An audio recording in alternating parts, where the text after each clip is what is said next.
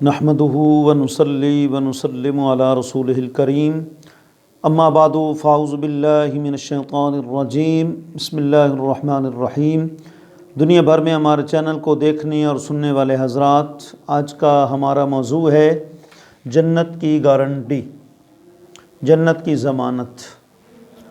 آپ حیران ہوں گے کہ جنت کی ضمانت کیسے کوئی دے سکتا ہے؟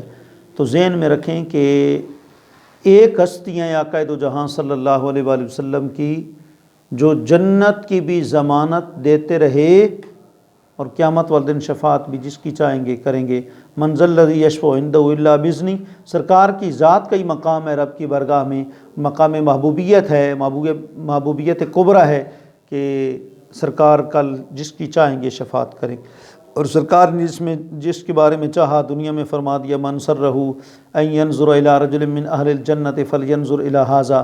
مالک بن سنان کے متعلق فرمایا، جو جنتی انسان کا دیدار کرنا چاہتا ہے وہ ان کا دیدار کر لے۔ کتنے صحابہ کو جنت کی بشارت سنائی، 10 کو وہ عشرہ مبشرہ کہلائے، اس کے علاوہ کتنے صحابہ ہیں ان کو آپ نے جنت کی بشارت سنائی۔ اور حضرت عبادہ بن صامت کہتے ہیں کہ آقا علیہ السلام نے فرمایا کہ 6 چیزوں کی تم مجھے اپنی ذات کے بارے میں ضمانت دے دو، میں تمہیں جنت کی گارنٹی دیتا ہوں۔ اللہ اکبر۔ وہ 6 چیزیں بڑی قابل غور ہیں۔ یہ باب و حفظ اللسان مشکات کی صفحہ 415 کی روایت ہے۔ سرکار نے فرمایا کہ اصدقوا اذا حدثتم، پہلی بات، جب بھی تم نے بات کرنی ہے تو جھوٹ نہیں بولنا، سچ بولنا ہے، کیونکہ جھوٹ منافق کی علامت ہے، اور الصدق ینجی والکذب یہلک، سچائی جو ہے انسان کو نجات دلاتی ہے اور جھوٹ ہلاک کرتا ہے۔ تو جب بھی تم نے بات کرنی ہے زندگی میں تو آپ نے سچ بولنا ہے۔ اور بعض روایات میں حضور نے فرمایا کہ قل قولا معروفا، جب بھی بات کرو اچھی کرو یا خاموشی اختیار کرو۔ نمبر 2، وَأَوْفُوا اِذَا وَعَدتُّمْ، اور جب بھی تم کسی سے وعدہ کرو تو وعدہ وفائی کرو۔ وعدہ الکریم اذا وعد وفا، معزز بندہ جب کسی سے وعدہ کرتا ہے تو پھر ضرور پورا کرتا ہے۔ اللہ نے خصوصی طور پر وعدے کا ذکر کیا، وَأَوْفُوا بِالْعَهْدِ إِنَّ الْعَهْدَ كَانَ مَسْئُولًا۔ اب عہد کئی طرح کا ہے، ایک رب سے عہد ہے، ایک بندے سے عہد ہے، ساری چیزیں اس کے اندر جو ہیں وہ آ جاتی ہیں۔ اَدُّوا إِذَا اؤْتُمِنْتُمْ، فرمایا جب تمہیں امین بنایا جائے، تمہارے پاس جب امانت رکھی جائے تو تم اس کو ادا کر دو، جس طرح اللہ کا حکم ہے، ان اللہ یأمرکم ان تؤدوا الامانات الی اہلہا، کہ اللہ تمہیں حکم دیتا ہے کہ اپنی امانتوں کو جو اہل ہیں ان کے مستحق ہیں ان تک جو ہے وہ پہنچا دو۔ اور اللہ فرماتا ہے، انا عرضنا الامانۃ علی السماوات والارض والجبال فابین ان یحملنها واشفقن منها وحمل الانسان، کہ ہم نے امانت جو ہے اپنی زمین آسمان میں سب کو پیش کی، لیکن کوئی بھی ہماری امانت کا بوجھ نہ اٹھا سکا، انسان ہی ہے جس نے ہماری امانت کا بوجھ جو ہے وہ اٹھایا ہے۔